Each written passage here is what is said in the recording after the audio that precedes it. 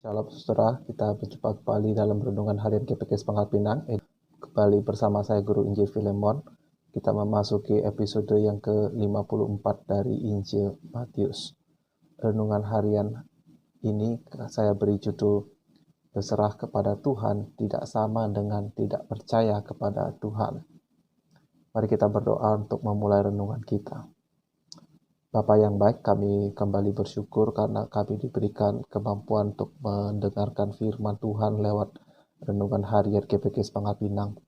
Pada hari ini Tuhan, kami akan kembali membahas tentang iman, dan tolonglah kami untuk bisa memahami, punya pemahaman yang lebih baik tentang artinya percaya kepadamu ya Tuhan, sehingga iman kami tidak digoyahkan oleh situasi-situasi atau keadaan yang kami lihat dan kami rasakan atau kami alami dalam kehidupan kami.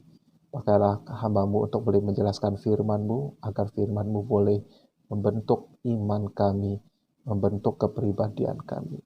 Di dalam nama Tuhan Yesus kami berdoa dan berserah. Amin.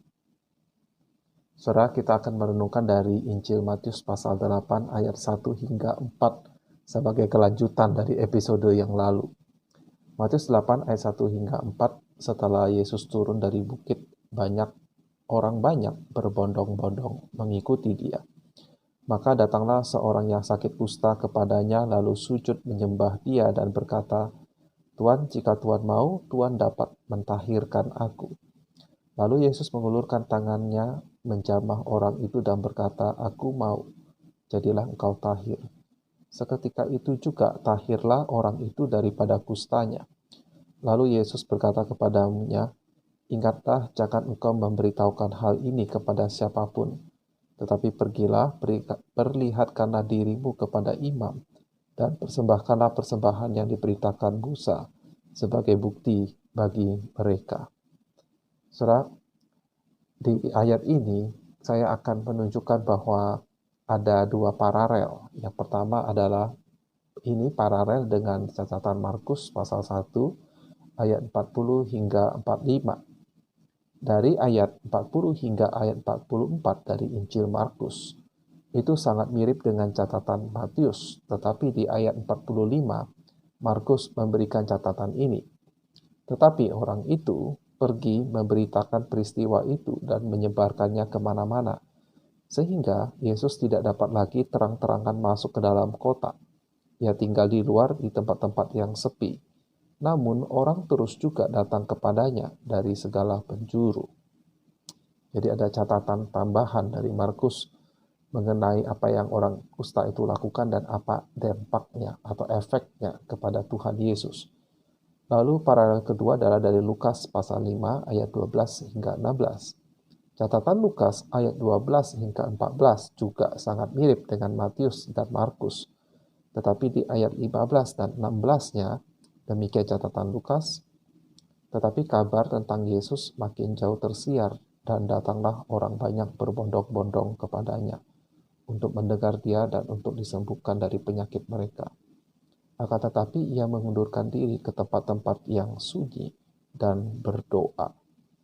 Nah, di sini ada sedikit perbedaan, tetapi kurang lebih sama dengan Markus, bahwa karena kesembuhan orang kusta itu makin tersiar dan cerita tentang Yesus, dan makin banyak orang datang berbondong untuk mendengar dan disembuhkan dari penyakitnya. Tetapi Tuhan Yesus malah mengundurkan diri ke tempat-tempat yang sunyi dan berdoa. Jadi Anda bisa melihat bahwa baik Markus maupun Lukas hendak menekankan bahwa karena peristiwa kesembuhan orang kusta itu, Tuhan Yesus menjadi semakin terkenal, banyak orang mencari dia, baik yang untuk disembuhkan penyakitnya atau sekedar mendengar pengajarannya. Tapi kita melihat bahwa ada keengganan pada diri Tuhan Yesus untuk terus-menerus menghabiskan waktu melayani orang banyak itu, sehingga ini memberi kita sedikit perspektif tentang prioritas dalam pelayanan, bahwa Tuhan saja tidak mengharapkan 24 jam dari pagi hingga malam untuk terus-menerus melayani orang lain. Tetapi mengapa Matius tidak menceritakan bagian ini? Ia seolah menghilangkan bahwa karena orang kusta itu nama Tuhan Yesus semakin terkenal dan banyak orang mencari Tuhan Yesus. Tetapi Tuhan Yesus menghindar. Yesus melayani tetap di tempat-tempat yang terpencil. Nah, ini menimbulkan pertanyaan apa yang hendak ditekankan oleh Matius di sini. Tentu saja bahwa Tuhan Yesus itu berkuasa atas segala penyakit. Dan Tuhan Yesus itu berbelas kasihan kepada orang yang menderita. Hanya Matius tidak mencatat bagaimana Yesus menghindari orang-orang banyak. Sehingga kita perlu bertanya apa yang menjadi penekanan dari Matius. Saya yakin jawabannya ada di konteksnya. Matius sengaja memotong kisah orang kusta itu berhenti di perkataan Tuhan yang melarang orang kusta yang sudah sembuh itu untuk menyebarkan kisahnya. Tapi Matius tidak menceritakan kelanjutannya, melainkan ia langsung beralih ke kisah seorang perwira yang datang kepada Tuhan Yesus. Itu terjadi di Kapernaum, dan dia meminta Tuhan menyembuhkan hambanya yang sakit di rumahnya. Jadi orang yang sakit itu tidak bersama dengan perwira itu, dengan kata lain berada di tempat lain. Nah, pada saat Tuhan Yesus hendak mau berkunjung ke rumah perwira itu untuk menyembuhkan hambanya yang sakit itu, tetapi si perwira itu malah mencegah Tuhan Yesus dan berkata demikian. Ayat 8, tetapi jawab perwira itu kepadanya, Tuhan, aku tidak layak menerima Tuhan di dalam rumahku. Katakan saja sepatah kata, maka hambaku itu akan sembuh. Sebab aku sendiri seorang bawahan, dan di bawahku ada pula prajurit. Jika aku berkata kepada salah satu seorang prajurit itu, pergi, maka ia pergi. Dan kepada seorang lagi, datang, maka ia datang. Ataupun kepada hambaku, kerjakanlah ini, maka ia mengerjakannya. Setelah Yesus mendengar hal itu, heranlah dia. Dan berkata kepada mereka yang mengikutnya, aku berkata kepadamu, sesungguhnya iman sebesar ini tidak pernah aku jumpai pada seorang pun di antara orang Israel. Nah, saya akan berhenti sampai di sini dulu. Jadi, Matius mempresentasikan kepada pembacanya iman kedua orang ini, seorang yang kusta dan seorang perwira. Situasinya sedikit berbeda, tetapi sama-sama punya keyakinan yang sama bahwa Tuhan Yesus sanggup, Tuhan Yesus berkuasa atas kondisi yang sedang mereka alami, penyakit si kusta dan penyakit seorang hamba dari perwira. Yang satu berkata, sekiranya Tuhan mau, engkau bisa menyembuhkan saya. Yang lain berkata, saya percaya Tuhan itu cukup mengatakan sepatah dua kata saja, maka saya yakin penyakit itu akan sembuh. Meskipun Tuhan tidak harus menemuinya secara langsung. Bahkan dia mengatakan, saya tidak layak menerima engkau. Nah, jadi mereka sama-sama berkeyakinan bahwa Tuhan sanggup.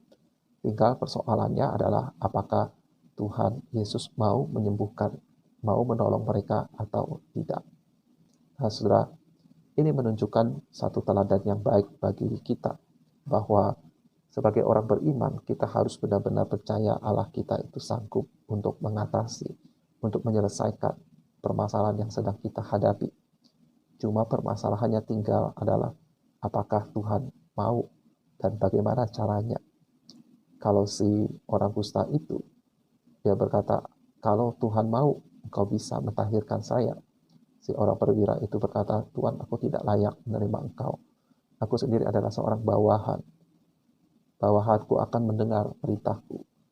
Maka aku percaya engkau cukup mengatakan, maka penyakit itu akan menuruti perintahmu, sebab engkau adalah Tuhan, engkau adalah anak Allah.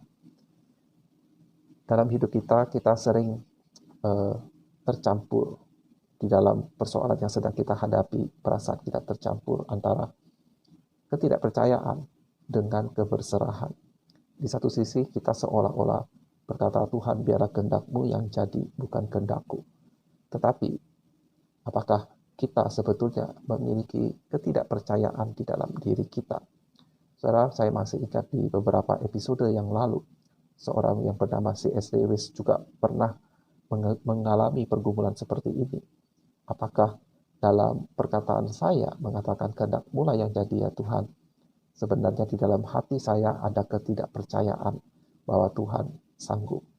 Nah, Matius hendak menunjukkan kepada para pembacanya iman kedua orang ini, seorang yang kusta dan seorang perwira, di mana hambanya sedang sakit di rumahnya.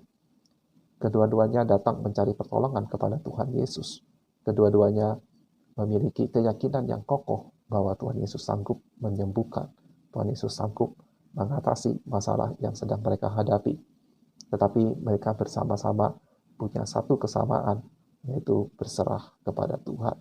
Jikalau Tuhan mau, Tuhan, Engkau cukup mengatakan satu dua patah kata, maka aku percaya kalau Engkau mau mengatakannya, maka permasalahan yang sedang kuhadapi ini akan segera beres. Saudara, di dalam teologi ada satu aliran yang sering dianggap kurang baik atau dianggap sesat bahkan, yaitu pandangan yang percaya kalau kita beriman, cukup beriman, maka apa yang kita minta itu pasti Tuhan akan kabulkan. Saya juga menganggap pandangan teologi ini adalah pandangan yang bisa menjadi berbahaya. Seolah-olah kita menjadi Tuhan, kita yang mendikte kehendak Tuhan. Tapi kita harus berhati-hati. Kebalikannya adalah keberserahan, bukan ketidakpercayaan. Sebab, sekali lagi, hati kita itu begitu licik. Mungkin di hadapan hamba Tuhan, di hadapan sesama orang gereja, kita berkata, ya biarlah kehendak Tuhan yang jadi. Tapi sebenarnya di dalam hati kita yang terdalam, kita lebih mirip dengan seorang ayah yang datang kepada Tuhan Yesus, yang berkata, jikalau engkau sanggup, sembuhkanlah anak ini. Itu sebuah komentar yang berbahaya, itu menunjukkan ketidakpercayaan di dalam diri orang tersebut. Nah, saudara, mungkin kita tidak berkata kepada Tuhan, Tuhan kalau engkau sanggup, sembuhkanlah saya. Tuhan kalau engkau sanggup, tolonglah saya. Mungkin kita membungkusnya dengan kalimat yang lebih saleh. Tuhan kalau engkau mau, sembuhkanlah saya. Tuhan kalau engkau mau, selesaikanlah masalah yang sedang saya hadapi. Bukalah jalan keluar bagi saya. Tapi saat kita mengatakan itu, sebetulnya di dalam hati kita ada ketidakpercayaan. Kiranya kita bisa meneladani iman dari dua orang ini. Terutama iman si perwira, di mana Tuhan Yesus takjub, Tuhan Yesus memuji. Dan kita akan melihat perkataan Tuhan Yesus ini dengan lebih mendalam di episode berikutnya. Tapi untuk hari ini, mari kita kembali mawas diri. Apakah kita memberi ruang kepada ketidakpercayaan? Ataukah kita betul-betul percaya dan kita betul-betul berserah, Tuhan, jikalau engkau mau, engkau sanggup, biarlah kehendak-Mu yang jadi, dan biarlah kami atau saya menerima kehendak Tuhan dengan penuh sukacita. Kiranya renungan hari ini memberkati dan menolong kita. Sampai jumpa di episode berikutnya. Tuhan Yesus memberkati.